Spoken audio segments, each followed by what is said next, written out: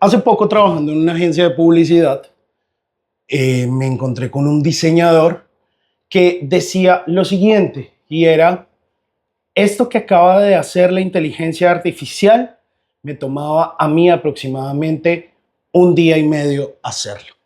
Y ahora, con inteligencia artificial, lo saqué en un par de minutos. Esa frase me parece interesantísima porque a veces siempre ves el desarrollo de la tecnología y pues de la inteligencia artificial misma desde lo que tú haces. Si yo hago creación de contenido y hago periodismo, y claro, veo esos ejemplos de cómo la inteligencia artificial me ha cambiado la vida a mí de cierta forma para ser más práctico y se convierte en algo común y deja de ser sorprendente. Pero cuando empiezas a verlo en otros ejemplos, en otras dinámicas, en otras industrias, ahí es donde tú dices, wow, ahí hay un momento wow que me parece súper interesante. Y pues Pablo, con esa frase le quería dar la bienvenida a estas Simon Tech Talks porque para ya quiero llevar la charla y es cómo la inteligencia artificial ha venido cambiando cada una de las industrias. Y mi primera pregunta quiero que se haga, digamos, un poco práctico con esos ejemplos que de pronto se ha podido ver dentro de Microsoft, que donde la tecnología, la inteligencia artificial, todo este tratamiento de datos ha cambiado la dinámica de una empresa o ha sido un caso de éxito de esos que uno dice como, wow, eso es un wow moment. Sí. No, primero de todo, gracias y un detallazo, el cafecito, eso siempre está bien. Muy bien. Pablo Junco, además como cubano, aprecio el buen café, así que gracias por ese detalle. Me encanta. Y hablaste de algo que me tocó. De hecho, te estaba comentando cuando llegué que ayer mi hijo me sorprendió, ¿no? Mi hijo tiene 11 años, él le encanta programar, es de estos frikis de la programación, y hay un gran cambio en cómo él ha aprendido, como él está aprendiendo como yo he aprendido. Yo he aprendido con libros, muchas horas de poner los codos, no entender nada, y casi sin un ordenador. No tenía el ordenador que necesitaba para hacer lo que quería hacer. Tenía ordenadores más sencillos. Y era un privilegiado que yo tenía acceso a un ordenador. Mi hijo, en cambio, se ha hecho toda una batería de aprendizajes con Copilot. Él ha decidido que quiere estudiar informática y he empezado a preguntarle a Copilot y se ha hecho su plan y está aprendiendo. Y está haciendo Python, que para que no lo sepa, es como el siguiente nivel de programación. Y ayer me sorprendió porque me dijo, papá, estoy haciendo un juego para el proyecto científico de la escuela. Dice, ¿un juego? ¿Te han pedido hacer un juego? No, me han pedido que tengo que hacer algo creativo, que tiene que ser basado ya en existente, y quiero hacer un Tetris. Pero es que el Tetris, lo que me gusta es el pipi, pipi, pipi, pipi, el sonidito. Entonces él ha empezado a desarrollar un juego y se acaba de desarrollar un juego enterito, que es un Tetris, pero le ha empezado a cambiar totalmente juegos, con la ventaja de que cada vez que llegas a una base hay unas preguntas y haces una especie de trivial, y si las respondes te van dando más puntos, más créditos, etc. Y se lo ha hecho desde a cero. Hablando de un niño de 11 años que simplemente ha ido avanzando en sus aspiraciones. ¿Y qué es lo que ha cambiado realmente? Es que hasta ahora, cuando estudiamos, especialmente informática, estamos aprendiendo un programa. Y aprendemos el programa y después entendemos cuáles son los requisitos de la solución que queremos construir. Y como sabemos cómo gestionar un programa y sabemos qué es lo que queremos construir, hacemos el desarrollo. Lo que ha cambiado ahora es que no tenemos que aprender a desarrollar un programa. Tenemos que aprender a hacer buenas preguntas. Y no hay nada mejor que trae la inteligencia artificial que ayudar a la nueva generación a hacer buenas preguntas. Yo siempre digo que una buena pregunta suele traer una buena respuesta. Una tonta pregunta te va a traer una tonta respuesta si es que la persona es suficientemente inteligente como para responderte. Porque normalmente ni siquiera te responde. Entonces, eso es para que veas un cambio. Pero hablando de ejemplos, vamos a empezar a la empresa media. Y me quedo en casa todavía. Mi esposa es ingeniera de telecomunicaciones y cuando nos casamos fuimos a un viaje a África, y una de las cosas que a ella le encantó son los patrones de las ropas. Y cuando llegamos ahí, lo bueno que tiene África es que hay unos cada ciudad tiene unos patrones diferentes, cada tribu tiene unos patrones diferentes. Me recuerda mucho a Colombia, por cierto. Ok. Entonces, ¿qué pasaba? Que cuando queríamos comprar, adquirir el producto, primero lo comprabas, pero la materia prima era mala. Si la comprabas una camiseta, las pinturas, si le metías a la hora, dan. Y si no lo metías a la hora, a los 6 meses ya se empezaba a descolorar. O sea, el patrón se perdía. Entonces, ¿qué se le ocurrió a ella? Pues quiero hacer una empresa, se llama Global Wonder, que básicamente tú decides un país, o vas a un país, digamos Grecia, te enamoraste de Grecia, y está demostrado que los próximos 90 días empiezas a hablar de Grecia, invitar a sus amigos de Grecia, comida Grecia, uvas griegas. Entonces lo que se le ocurrió a ella es un sitio donde tú puedes aprender de Grecia, pues puedes comprar productos de alta calidad, como almohadas, cosas como estas cosas de los iPods, los case, camisetas de alta calidad, de algodón buenas, con texturas y con patrones del lugar. Para que te hagas una idea, cada diseño, ella tiene que explicarlo, y su diseñador gráfico, digital, tardaba unos 3-4 semanas en darles diseños. Le costaba unos $200-300 de diseño. Le daban 5 diseños y después eso hacía un producto. El problema es que después tenía que pensar cómo adaptar ese diseño al producto. Cuando llegó la inteligencia artificial, todo ese modelo se le redujo. Ella hace buenas preguntas al sistema, el sistema le genera varios diseños y asegura que ese diseño, una vez que le gusta, le empieza a interactuar. Oye, por cierto, yo tengo esta máquina de impresión, voy a hacer esta camiseta. Asegúrate que me das el diseño pensando en esta camiseta, pero pensando en la máquina de producción, de tal manera que las instrucciones a la máquina, recuerda del programa, pueda imprimirlo correctamente. Y en este caso, por ejemplo, un bañador. Lo imprimes, la ropa, ¿no? Imprimes el diseño, lo sacas, haces una foto y verificas que está bien, la calidad es buena. Que si después las cortas, haces una foto y aseguras que se ha cortado buena. Y después ya lo empacas y lo mandas al grupo. Lo que hablábamos de los $300, 3-4 semanas, ahora ha pasado a un proceso creativo de 1-2 semanas y le ha permitido avanzar en el número de productos que genera.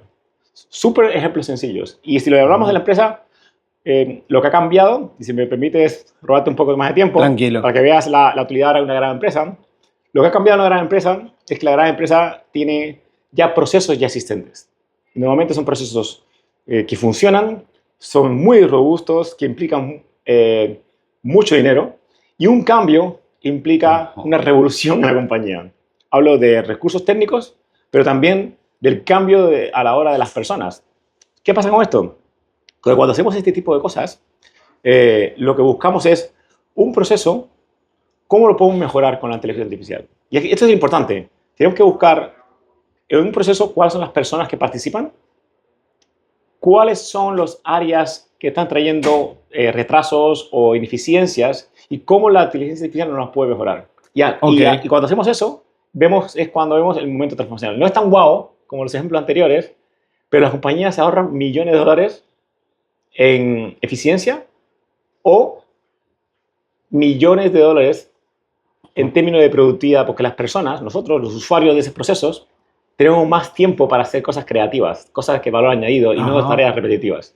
Perdona por la larga... No, es que creo que eso que tú acabas de decir me hace muchísimo sentido, porque a la larga uno tiene que aprender a hacer las buenas preguntas. La información está ahí, los datos están ahí, y es tú qué haces con los datos. Y es ahí donde se acaba un poco ese tabú de decir es que la inteligencia artificial va a quitar puestos de trabajo, la inteligencia artificial nos va a reemplazar. No, aquí se trata de que tú tengas una formación creativa, donde tengas tiempo para pensar en otras cosas, donde puedas viajar, conocer el mundo, donde puedas hacer otras cosas que abran tu mente, que te den la capacidad de raciocinio y creatividad para poder llegar a hacer las preguntas acertadas. Y para allá iba un poco también la siguiente pregunta, y explorando un poco todos esos ejemplos que me acabas de dar, porque siento yo que lo que ha pasado en los últimos 3-4 años ha sido revolucionario, porque antes íbamos a los buscadores, ahora estamos teniendo conversaciones con los modelos de inteligencia artificial, Y eso también está cambiando un poco ese mindset, ¿no? Esa practicidad, porque ya no simplemente buscamos qué es esto, sino que nos podemos quedar con una inteligencia artificial como lo es Copilot y generar una conversación, pero además de esa conversación es cómo yo a la larga termino usándola y teniendo una complicidad con este agente y además de eso una palabra que es clave para quienes ya estamos usando inteligencia artificial para lo que sea nuestro rubro y es entrenar esos modelos, ¿no? Que eso creo que también a la larga los hace muchísimo más potentes y a la larga ahí es donde con ese entrenamiento y con toda esa data pues esos modelos terminan siendo, esos agentes terminan siendo muchísimo más poderosos sí. Y productivos para lo que yo necesito, ¿no? Entonces, hablemos precisamente de eso. ¿Tú qué opinas acerca como de ese cambio, de ese mindset distinto? Y por supuesto, ahí, digamos, un poco aplicado a lo que ha venido apostándole Microsoft con Copilot. Bueno, y buenísimo porque hace un año yo estuve aquí en Andycon. Por cierto, lo que están viendo, estamos en medio de Andycon, una mega conferencia acá en Colombia, increíble lo que está pasando. Y hace un año estuve yo de invitado especial como ponente y arranqué la presentación diciendo cómo cambió mi forma de buscar información, precisamente como tú dices. Porque el reto que tenemos hoy en día no es la información, es cómo la obtenemos de tal manera que podamos hacer algo que sea inteligente con ella y que realmente la podamos procesar. ¿Y la evolución cuál ha sido? Cuando estamos antiguamente con Google, Bing, estas grandes empresas lo que nos acostumbraron es a intentar buscar la palabra clave que mejor fuese para encontrar contenido. De media nos dedicábamos 15 minutos en poner palabritas claves, un listado que no tenía sentido y estadísticamente está demostrado que lo que hacíamos los usuarios que era poner una palabra clave, salía un resultado y empezábamos a descargar documentos. Y después, fuera del navegador, digamos, estábamos horas buscando el contenido. Tal cual. Tú has dicho algo que me encantó. Hemos cambiado la forma de que interactuamos. Ya no buscamos la información. La información está y se encuentra rápida. La pregunta es, ¿cómo podemos tener una interacción? ¿Cómo puedo hacer un lenguaje natural que me permita tener la respuesta, pero seguir interactuando? Porque un buscador, el problema que teníamos aquí es que cuando encontrábamos lo que queríamos, en verdad teníamos más preguntas, porque somos humanos. Los humanos hacemos preguntas y somos curiosos. Y llegamos al problema realmente de la cuestión, ¿no? Cuando empiezas a hacer preguntas y profundizas. ¿Qué ha pasado? Que también es verdad que nos hacía más tontos. Porque cuando te da la respuesta tan cocinada, tan linda, casi te dan ganas de copiar y pegarla cuando la pegan a otro. Entonces, por eso que Bing, particularmente, me gustó, Microsoft Bing, lo que hizo fue poner siempre el resultado y las referencias para que el usuario podamos ir a encontrar el documento y seguir haciendo el análisis. Es decir, por eso que Microsoft le llama producto Copilot. Te da información y te la sirve a ti. ¿Qué ha pasado desde hace un año acá? Lo que hemos aprendido es que no siempre necesitamos la iteración humana. ¿Sabes? El ChatGPT, el Bing, el Copilot, es lo que nosotros llamamos un asistente personal. Ajá. Yo, humano, pregunto a una máquina y la máquina lo que hace es busca la información. ¿Cuándo es más accurate? ¿Cuándo es más asertiva? Cuando la información, como dices tú, ha sido entrenada. Y esa es parte del trabajo. Parte del trabajo es no ir a una fuente pública como Internet, sino ir a una fuente privada donde está el conocimiento que le interesa a la empresa más el conocimiento confidencial de la compañía o un organismo público. O sea, no tenemos que irnos a empresa privada. ¿Qué ha pasado también? Que eso funcionaba muy bien, pero en verdad eso no te quita mucho trabajo. Eso te da conocimiento. Y ya sabemos que las personas muy inteligentes, si pueden hacer acciones, se quedan gente muy inteligente. Es verdad. Y muy bien por ello, pero no ayuda mucho a la sociedad, ¿no? Bueno, esto es un ejemplo tonto. Mi amor a todas las personas que leen tanto. Pero la realidad es que si no lees y no haces nada, perdón, si lees y no haces nada, no haces una contribución a la sociedad. Por eso que ha nacido el concepto de agente, que no sé si lo has estado escuchando muchísimo. ¿La gente qué es?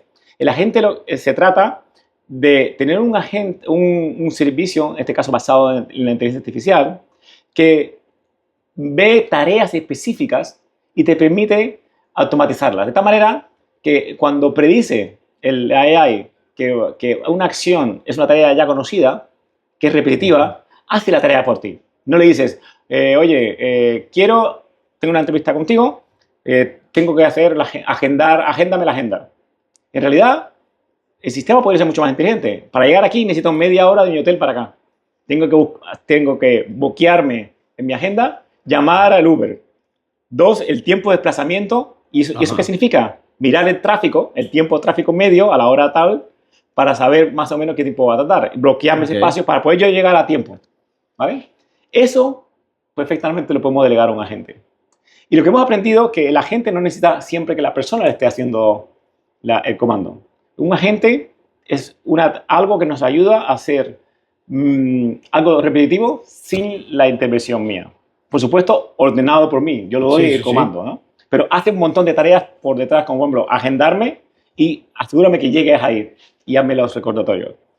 Y lo otro que ha pasado es que, y lo que llamamos nosotros la empresa frontera, es que si retenemos agentes con alcance muy reducido, al final yo empiezo a ser el superboss, ¿no? Tengo un montón, tengo un asistente personal, tengo agentes que hacen cosas y yo me convierto en una persona donde tengo un equipo de personas que es un híbrido, a veces están compañeros míos que son humanoides como yo, o pueden ser personas súper inteligentes, o bien agentes que están haciendo el trabajo. Entonces yo soy el jefe de los agentes donde le voy dando instrucciones. Y eso es el gran concepto que ha ido pasando. Estamos empezando a ver que las empresas van a empezar a tener empleados que van a tener sistemas informáticos como toda la vida, asistentes personales como te comentaba, y después agentes que le van a ayudar a hacer su trabajo. Hazme un estudio de cómo es el sistema de alcantarillado de Cartagena y hazme un estudio de cuáles serían las posibles acciones. Y por cierto, si llueve más de no sé qué, salta una alerta para que la gente no camine porque se suele inundar. Ese tipo de cosas es una conversación perfectamente que haces con un equipo, pero puedo sustituir ciertas personas. Y la última apartado, que me parece también interesante, es eso, cuando tú eres un jefe con tanta gente, también crea un poco de estrés. Entonces, por eso que ha nacido el concepto de multiagente. Y el concepto de multiagente, como yo se lo explico a mi hijo, es, imagínate que tienes un montón de agentes que hacen cosas muy específicas. Acordarse de cada uno de los agentes, qué es lo que hacen y llamarles, es complicado. Sí, es un tema, ¿no? Entonces, lo que hace un multiagente es una interfaz único donde tú te conectas y le dices, oye, quiero hacer esta tarea. Por ejemplo, estoy en una tienda y quiero reposicionar mi inventario. En función de lo que vas viendo, en función de los productos de temporada, etc. Y yo hablo con la gente y la gente, multiagente, se ocupa como de rutar las llamadas y los pedidos a todos los agentes e incluso a las personas adecuadas que pueden estar detrás. Entonces, esa es la evolución que he visto. Pasar de un buscador donde yo tengo la responsabilidad de darte el conocimiento de la palabra clave y el sistema me busca, a una conversación, a un asistente personal, a un agente que me hace cosas por mí y me quita trabajo y yo me centro en cosas de valor añadido, a una empresa frontera donde tengo un montón de agentes trabajando para mí, a mi mega agente o mi super admin que me ayuda a hacer trabajo. Pero yo siempre estoy aquí, yo soy el copiloto. Perfecto. Ahora yo quiero preguntar algo poniendo un mal ejemplo, y es hace poco una filtración de datos personales, un tema que se hizo público de filtraciones personales, de datos personales de ChatGPT, de conversaciones que la gente había tenido en ChatGPT. Y es que el tema de la privacidad, con tantos datos volando, pues termina pues por ser una preocupación para muchas personas. ¿Qué está haciendo Microsoft y qué tan seguros pueden estar las personas de que esos datos, esas conversaciones que se están teniendo con Copilot están seguras? Porque pues a la larga creo que el tema, así como estamos viendo una evolución en cuanto a desarrollo de inteligencia artificial y otras tecnologías, pues también a veces los riesgos pueden llegar a ser un poco mayores, ¿no? Mira, y gracias, porque mira, casualmente ayer tuvimos una conferencia de prensa y todo el mundo hablaba de los beneficios de la AI. Y una de las cosas que yo creo, y también lo dije en el panel que participé hace 2 días, es importante evangelizar también en esa parte educativa, de sacar el partido de la tecnología, pero también entender cuáles son los riesgos y las limitaciones. Porque como humanos, Sí. cuando sabemos que hay problemas, podemos trabajar en lo que es el plan de mitigación. Y además nos preparamos a que tenemos que reaccionar. Entonces, gracias por eso. Y Microsoft es clave, lo que acabas de decir. Nosotros empezamos desde antes de que fuese esto algo conocido. Trabajamos en algo que llamamos las políticas de Responsible AI. Son principios que pusimos hace años en marcha. Insisto, esto ha sido una revolución, pero esto empieza muchos años atrás. Para que tengan una idea, en el 18, quiero recordar, el periódico Confidencial de Colombia me hizo una entrevista y hablábamos de LLM, de algo que se llamaba OpenAI, GPT versión 2.0. Ok. Entonces, esto es algo que viene de tiempo. Entonces, lo que hicimos en Microsoft fue definir esos principios que nos ayuden a uno, cómo vamos a asegurar que los sistemas sean igualitarios, traigan equidad. ¿Qué significa esto? Que sean justos. Segundo, que haya transparencia. Y esto es fundamental, porque acabas de decir algo muy importante, es si tú le pides a un agente, un asistente personal, ahora que sabemos los conceptos, información, tú tienes que tener transparencia de dónde está obteniendo esta información y cuál es, porque la inteligencia artificial no sabemos cómo se ha programado. Lo que sabemos es que intenta dar la mejor respuesta en función de la fuente. Entonces tenemos que tener la transparencia de dónde viene la información. Pero también tenemos que tener transparencia de cómo estamos aguardando la información que se le pregunta. Porque el peligro que hemos tenido de antes de los search, de los buscadores, a una conversación, es que una conversación, como somos más curiosos, aportamos más información. Sí, claro. Entonces, si no tenemos un sistema transparente que nos diga qué estoy haciendo con ese, si estoy guardando la conversación, quizás la conversación no tiene la usuario, no voy a decir que somos malignos, pero muchas veces cuando tenemos una conversación decimos cosas que no queremos. Quizás puedes decir, oye, el ID de un cliente o la tarjeta de crédito, él tiene un problema con la tarjeta de crédito y está la foto. Tal cual. Entonces ya da los números. Entonces el sistema tiene que ser transparente. Después, que fuese seguro, es cómo aseguramos quién accede a la información y así varios elementos. Entonces, pero eso fue una de las cosas. ¿Por qué esto es importante? Porque rige a todo el mundo que quiere hacer esto, de la AI, un negocio, pero también algo bueno para la sociedad, es que todo lo que desarrollemos cumpla sus principios. Pero somos personas. Los principios están para romperlos, dicen algunos, ¿no? Las reglas están para romperlas. Entonces, lo que hay que poner son herramientas de control en función de esas políticas. ¿Qué significa esto? Si yo creo un modelo que está haciendo, no sé, un modelo de recomendación de candidatos, tengo que asegurar que el modelo no tenga bias. ¿Qué significa esto? Que si el modelo ha sido entrenado con gente blanca de una zona de lujo de Bogotá, pues no esperes que cuando se presente alguien, no sé, diré de Cádiz, de un barrio quizás no tan ventajoso, sea seleccionado. ¿Por qué? Sí, porque claro, ahí hay un tema de sesgos, ¿no? Sesgo, entonces, fuerte. Entonces es importante que las herramientas te permitan validar que se está cumpliendo los principios de antes. Pero me preguntaste algo muy concreto. ¿Qué está haciendo Microsoft en particular? Te voy a dar un ejemplo muy concreto. Cuando tú entras en Copilot, lo primero de todo que nosotros hacemos es que la conversación que tú tienes es 100% privada.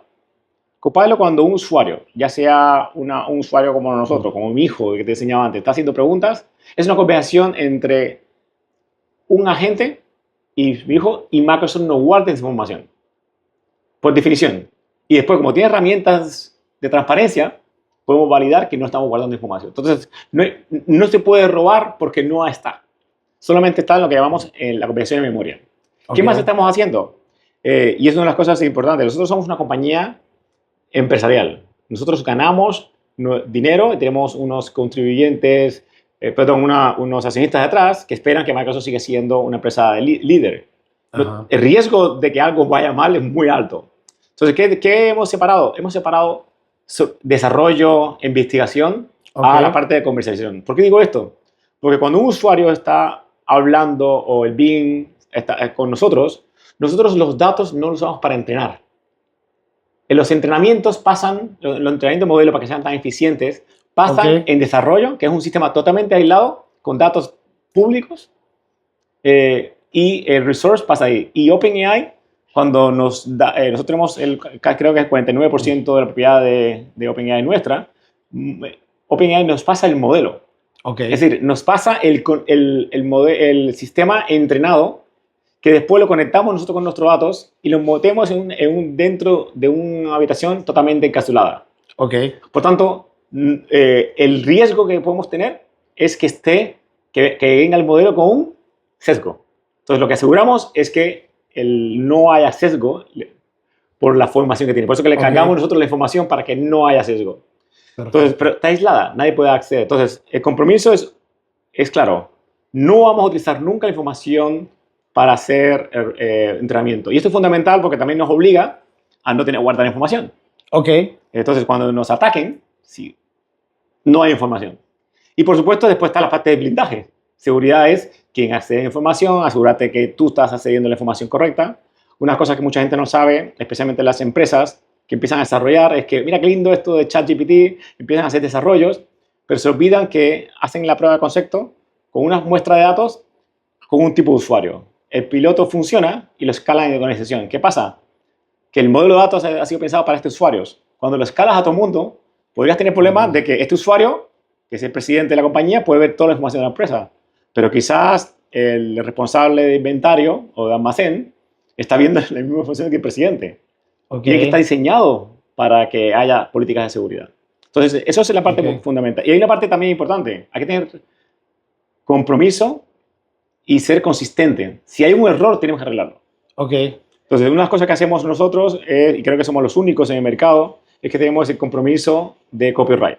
¿Qué significa esto? Okay. Que si tú sigues las reglas de juego y tú activas todas las herramientas que nosotros tenemos de transparencia, de responsabilidad y ético, y pides al sistema de Copilot que te genere una imagen, la imagen que te va a generar es única, no está vulnerando ningún tipo de copyright o derecho de autor, y por tanto la imagen es tuya. Si alguien te dice que esa imagen es tuya, le podemos demostrar que no lo es y por tanto te avalamos delante de un juez. Creo que eso es fundamental también. Entonces, cuando haces eso, es mucha plata, por cierto. Cuando haces eso, sabes que tienes un sistema seguro detrás. Y te vuelvo a mi mujer. El problema que tiene mi mujer, la generación de imágenes, es que ella es una empresa que está vendiendo imágenes. Tú imagínate, ella es una startup, ella es una empresa pequeña. Le llega a alguien y le dice que ese diseño ha sido copiado, todo el dinero que ha ganado se fumó. Tal cual. Entonces, hasta que llegó ese compromiso de copyright de Microsoft, teníamos el asesoramiento de buscar un abogado. Entonces, ella tenía en su parte de su staff del equipo de la empresa un abogado. Ahora ya tenemos el abogado para eso. Tenemos el abogado para otras cosas ya normales, ¿no? Porque vivimos en Estados Unidos. Pero para la generación de imagen ya lo garantizamos en Microsoft, lo cual ha sido algo increíble. Pues Pablo, te agradezco muchísimo por tu tiempo, por contarnos un poquito acerca de Microsoft, de Copilot y bueno, hablar de tecnología, que es lo que tanto nos gusta. Mil gracias. Nada, un placer.